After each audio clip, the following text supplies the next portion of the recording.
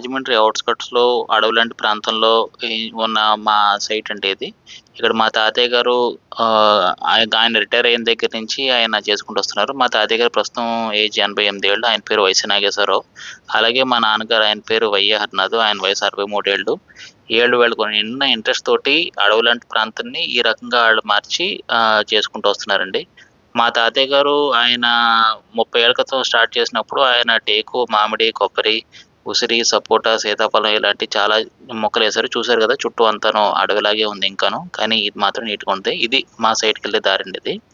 దాన్ని ఇప్పుడు ప్రస్తుతం ఆయన పెద్దవారైపోవడంతోటి ఇప్పుడు మా నాన్నగారు దాన్ని ఇప్పుడు టేక్ ఓవర్ చేసుకొని, ఆయన శ్రీగంధం చెట్లు, ఎర్రగంధం చెట్టు, దాని తర్వాత చాలా కూరగాయలు, అలాగే దుంపజాతి మొక్కలు ఇలాగా రకరకాల మొక్కలు ఇంకా చాలా చేస్తున్నారు. చుట్టూ సెక్యూరిటీకి వాకు మొక్కలు, వాకు చెట్లు కూడా ఏయడం అనేది జరిగింది.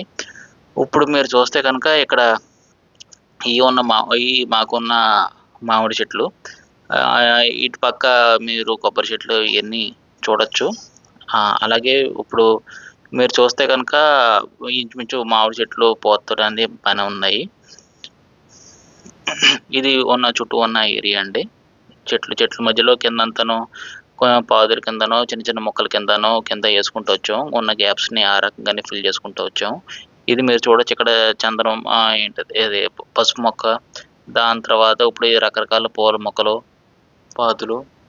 ఇది మేమేంటంటే కొంచెం ఫ్రీక్వెంట్‌గా వచ్చి మేము నీళ్ళంటే వేస్తా ఉంటామండి. అంటే యాక్సెసిబుల్‌గా ఉండదు కాబట్టి, ఆ ట్యాంక్‌లో నీళ్ళు అప్పుడప్పుడు పట్టుకొని వేస్తాం. ఇది చూడొచ్చు మీరు డ్రాగన్ ఫ్రూట్ గానీ, పాదులు గానీ ఏవైనా గానీ.